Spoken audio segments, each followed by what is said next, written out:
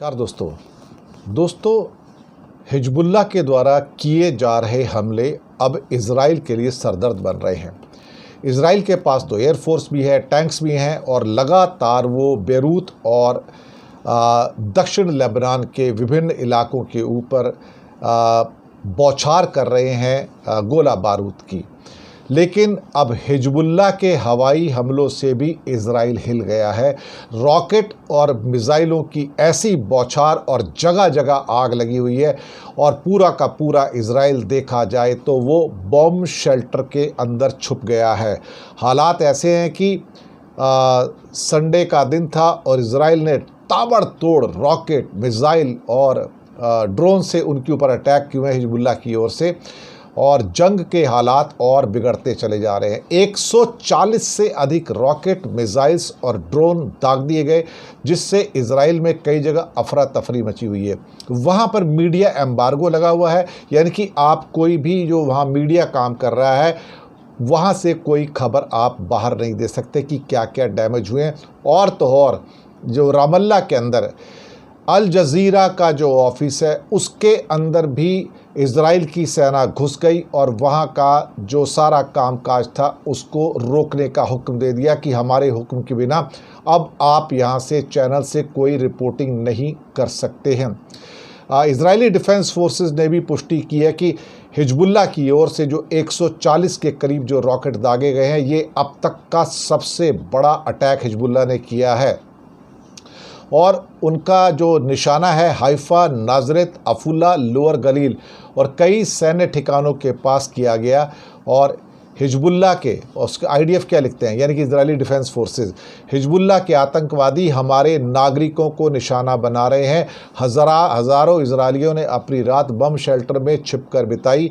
Rocket की बौछारें उनके सिर के ऊपर से पूरी रात गुजरती रहीं, कुछ उनके घर पे गुजरी हैं। रात भर सायरन बजते रहे। इल्ज़ाम लगाया जा रहा है कि हमारे नागरिकों को निशाना बना रहे थे, लेकिन जब आपने पेजर फोड़े थे, वॉकी टॉकी फोड़े थे, सोलर डिवाइसेस फोड़ी थी, तो आप किसको निशाना बना रहे थे? आप भी तो नागरिकों को निशाना बना रहे थे। तभी तो संयुक्त राष्ट्र संघ ने कहा था कि आप आम नागरिकों को निशाना बना रहे हैं। इज़राइल ने पलटवार किया, सैकड़ों मिसाइलें दागी हैं और उसके अंदर भी काफ़ी लोग हताहत हुए लेबनान की साइड में। अब एक बात तो साबित हो गई है कि ये जंग अब रुकने वाली नहीं है। जब बिल्कुल निहत्थे हमास को 1 साल के अंदर, 1 साल यानी कि 11 महीने के अंदर इज़राइल नेस्तनाबूद नहीं कर पाया, तो यहाँ तो कम से कम जवाब देने वाले लोग हैं हिजबुल्लाह के रूप में। तो ये वॉर भी अब कई साल तक रुकने वाली नहीं है।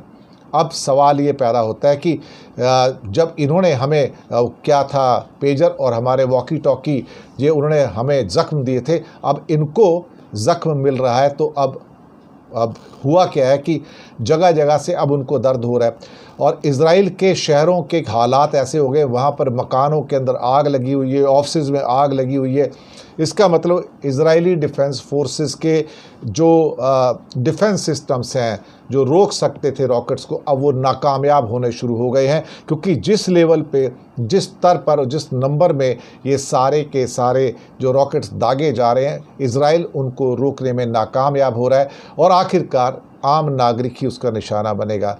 इज़राइल और लेबनान के बीच की जो सीमा है, बॉर्डर, वो 130 किलोमीटर का है और ये इज़राइल का उत्तरी इलाका है, जबकि लेबनान का दक्षिणी इलाका है। और वहाँ से जो ब्लू लाइन होके गुजरती है, जो ऊपर जाके लितानी नदी है वहाँ पर, वो वहाँ तक इज़राइल अपनी सीमा को खिसकाकर ऊपर ले जाना चाहता है ताकि वो दक्षिण लेबनान को अपने कब्ज़े में ले सके।